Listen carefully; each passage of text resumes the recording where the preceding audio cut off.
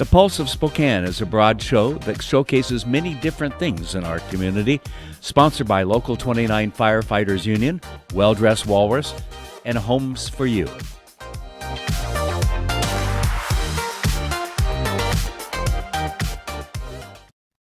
Greetings, everybody. Welcome back to the Pulse podcast on Spokane Talks Media. I am joined today by Chris Stevens of Uncle Dan's Ranch. What's happening? I get that right? Yeah, you got it right. All right, cool. How's it going? Awesome. Good. Great. Have a good 4th?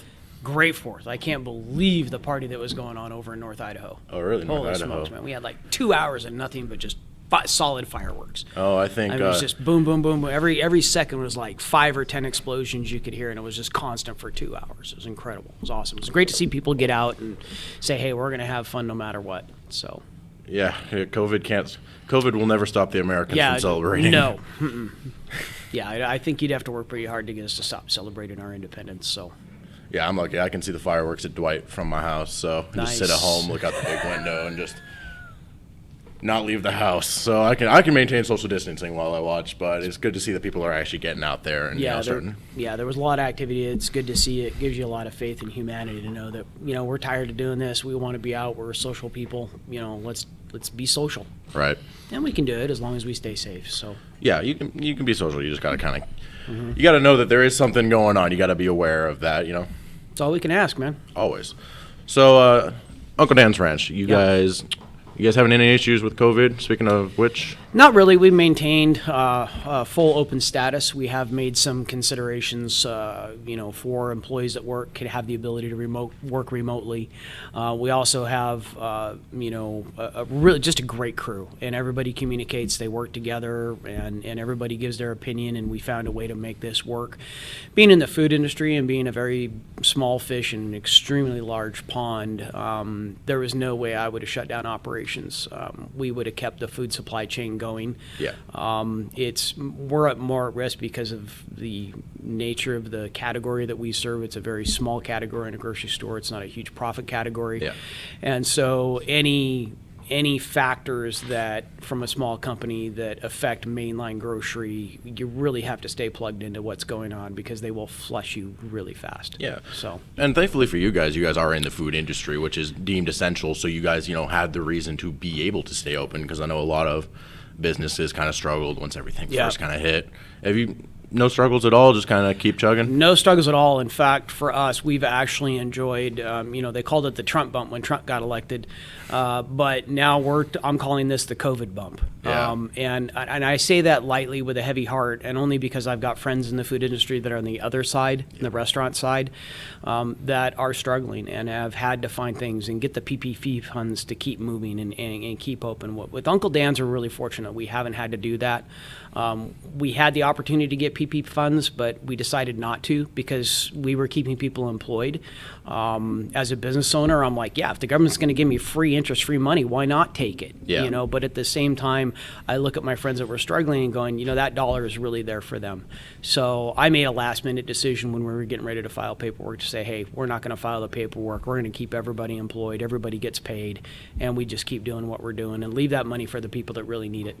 That's good to know you've got that mind to be like, we're doing okay, get this to the people that really need it. Because I know, there's a lot of, restaurants out there, fast food restaurants had an easy time switching over to like using Grubhub and Uber. Yep. But I know bigger restaurants probably that didn't quite do carry out or delivery or have been probably struggling. Yeah, it's been a struggle for them, but it's really interesting to talk to those people in that industry. They all feel they're going to be back, and they're going to be back strong. There just has to come to some consistent base of how we're going to get this thing moving again. I don't agree with the shutdown. I don't necessarily disagree with the shutdowns. I disagree with how we went about it. I think there are smarter ways to do it, and I think most people would say the same thing. I think some of this is very in a good, positive light, and I think other parts of it, they didn't think it through far enough to say, is this the way that we really want to do this? So I think there's a good heart behind it, but I think there's a lot of information out there and a lot of misinformation. I don't think anybody's got it 100% nailed down. So They're trying to do what they can, but on a certain level, it's like you kind of got to, there's a level to it. Not everybody can stay inside for as long as people have. So, with the COVID, and I call it a COVID bump, we've had a lot of things happen to Uncle Dan's over the last, 3 to 5 years. Up until 2 years ago, we farmed out all our manufacturing. We went to co-packers. They handled our inventory. They handled all that. There were 2 people that ran the company. I've now got 8 people that run the company. We do all our own manufacturing now. That's all been brought in-house. We've never done it being done in Hayden, Idaho right now. Really glad we did, because we saved a bunch of money by firing the co-packer. So we got a nice bump last year when COVID hit, and what's been really interesting is, I've done a few things on our Facebook side to tell people, you don't go hoard, trust our food supply chain. Yes. Our food, we have a great food supply chain as long as we don't put an undue burden on it. Well, when the restaurant stopped operating, it put an undue burden on our food supply chain, so we ended up with shortages.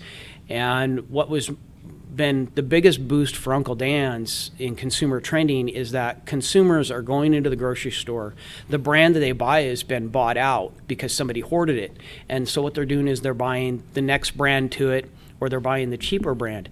What they're discovering is that 65% of those customers are actually like the brand better because they find out it's cheaper or it tastes better, and they're brand switching. So we're seeing brand loyalty shift in this market like we've never seen it before.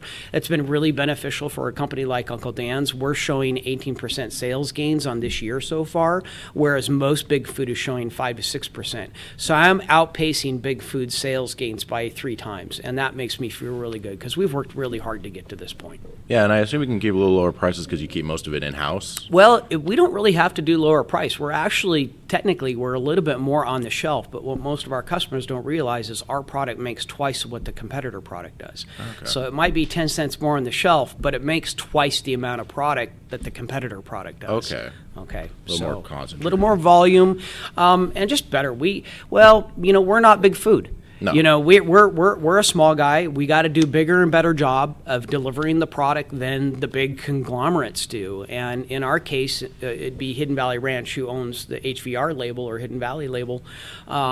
Their way of doing things, they're a business, they're a corporation, they're answering to their stockholders. And so anything that they can do to reduce the product quantity, reduce the cost of that product, the cost of production of that product, they're going to do. And so they work really hard. So they've years ago went to a half fill bag, which is like a 0.4 ounce bag. We're at 0.75 of an ounce. And so when you look at it side by side, Uncle Dan's might be 10 to 15 cents more, but they make 16 ounces, we make 32. So you really need to kind of say, hey, am I really getting a better deal here? A Lay's bag of chips, yeah. Right, yeah, a bag of Lay's chips, or 2 bags of Lay's chips, let's put it that way. There you go. Okay, so you had mentioned earlier that you got about 8 people. Is that entire staff, or about how many people do you think? That's my entire staff. That's your entire staff? Yeah, 5 years ago I had 2, me and a right-hand person, and then we decided that, hey, we need to be doing our own manufacturing. And from there we hired another person. From there we hired another person. From there we hired another person. We spent a couple $1 million on our facility here a couple years ago. Okay. Brand new facility over in Hayden, Idaho. We've got 9 acres of land. We've got a brand new building. We're getting ready to put another building up because we're growing faster than we anticipated, which is a great problem to have. Yeah. But one, in this point in time, I'm not standing up like a cheerleader and tooting my horn and going, yeah, look at us, man, we're kicking ass. I don't feel that's appropriate right now. We're just buckling down and focusing on what we can do and serving our customers. All right, yeah, and with the big money spent on upgrading, you got new machines too. Got new machines, got brand new packaging machines and that kind of thing. It's awesome. We're going to be adding some more equipment here in another couple weeks, and we've got more coming next year. So we're poised to grow. In the last 18 months, we've grown about 28 to 30%. In dollar sales and about 20% in unit sales.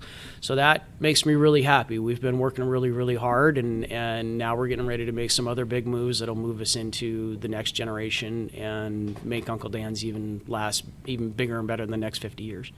Okay, that's cool. Are you guys you do local, or is it across the country? We've always been a local Northwest brand. We started in 1966 in Yakima, Washington. Okay. We got into the grocery stores early. We got into Safeway, Rosers, Albertsons. We were the first dry ranch salad dressing mix in any grocery store anywhere in the world. All right. Okay. HVR didn't hit the market until about 1971 when Clorox Corporation bought a small company out of California. but we've enjoyed a really great basis here in the Northwest. We've always been Washington, Oregon, Idaho. We've been in Canada, Western Canada, since 1971. Last year, we just landed Canada nationwide. That's a first in company history. So now we've got nationwide distribution within Canada. We're pushing for bigger distribution here in the U.S., but we're picking and choosing how we want to do that. Yeah. There's a lot of retailers, and they all work differently, and we're just trying to find the right retailer. We like the work that we have going on with Winco right now. We've got some great things going on with Walmart, but the brand and the way the brand is structured, so many of our customers, they're so loyal. You know, we go into buyers and I sell to buyers. I'm like, look, if you don't have Uncle Dan's on your shelf, my customer will not buy anything else. They will most likely go to the next store and do their shopping there. And buyers look at me like, oh yeah, you're blowing smoke. No, I'm not. You got to go talk to some of my CLCs. Sorry, that's a buzzword. With CLCs, we call them crazy loyal customers because they just will not, no matter what, buy any other product than Uncle Dan's. Just not going to happen. Well, it's good to know you got a lot of crazy loyal customers. Yeah, we got a lot of crazy loyal customers. So keep them coming, and we'll keep making more. That's good to hear you're doing really good despite all the things going on in the world right now. It's a bit crazy out there. We're running a little low on time. Is there anything you kind of want to plug before cut it off here? You know, we've got some great things going on. I have a sales rep. Her name's Mary West, and she has come up with some really good programs. One program she's launching right now is a Welcome Back to Business. And so we partnered up with Nels Jensen with Heart of Business over in Coeur d'Alene. And Nels is all about local and pushing local business and local flavor. And he's just one of those really genuine individuals you'd want to meet. And what they're doing is they're sending out welcome kits, and they got a couple hundred businesses that I think got behind this as well. And basically they're welcome kits for businesses and those employees of those businesses. You're getting back to it. You want a little bit of discount on helping you get back on your feet. These are businesses that are giving discounts to these businesses and the employees that work for these businesses. So Mary's started that program. She's starting to hand those out. And she's just moving along with it. She's got all the mayors over in Idaho and Hayden and Coeur d'Alene. They're all signing the cards to welcome back to business. So she's done a great job of laying that out. I think it's just a great program to welcome these restaurants back to business, you know, because they've been gone for a while. And these people need our help. They really do. These food service workers really need our help to make sure that they can keep putting food in their families' mouths and on their tables. And they need our help to do it, and we need to go out and support them. Well, that's good that you're doing that because it has been quite a long time since we've had a sense of normality. Yeah, it has. I mean, it's only been 3 months. You think about it, but this is one of the weirdest things I've ever seen. Yeah. And this is one of those situations where, unfortunately, and I'm one of those guys that like to be that guy, but this is one of those situations where you just don't want to be that guy. We got to do what we got to do to keep everybody safe. We don't know where the fallout from all this is going to be yet, and it's going to take some time. All right. Well, glad to see you're doing good. And with Uncle Dan's, for all of you out there who might be trying to get that in-shape COVID body instead of the summer body, if you're trying to eat more salads, you might want to try Uncle Dan's. Thanks for being on the show, man. You bet. Thank you. All right. Remember, Uncle Dan's, all ranch is good. Our ranch is better. I like that. All right. Thank you, everybody, for listening to this edition of The Pulse. We will catch you next time.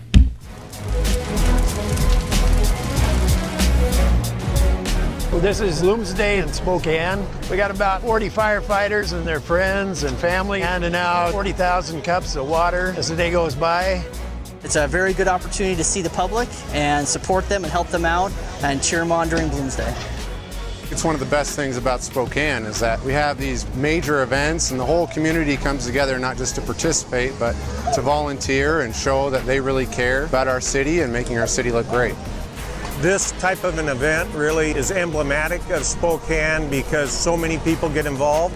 We have 50,000 people probably running this race. Always has been a very huge event. Right now we're at the corner of Broadway and Nettleton. It's the last water station before the finish, so people are pretty much dehydrated by the time they get to us. They really need our water.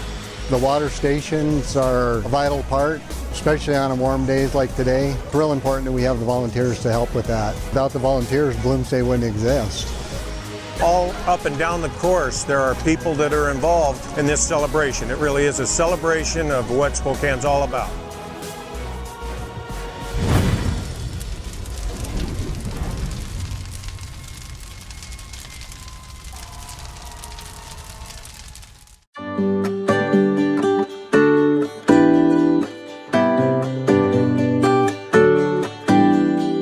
Welcome to Apex Plaza, Spokane's one-stop cannabis destination. Apex Cannabis features thousands of economy, value, and luxury cannabis products. Cannagear features hemp-based CBD products, glass, goods, and gear. Stop by 1325 North Division to experience the Apex difference.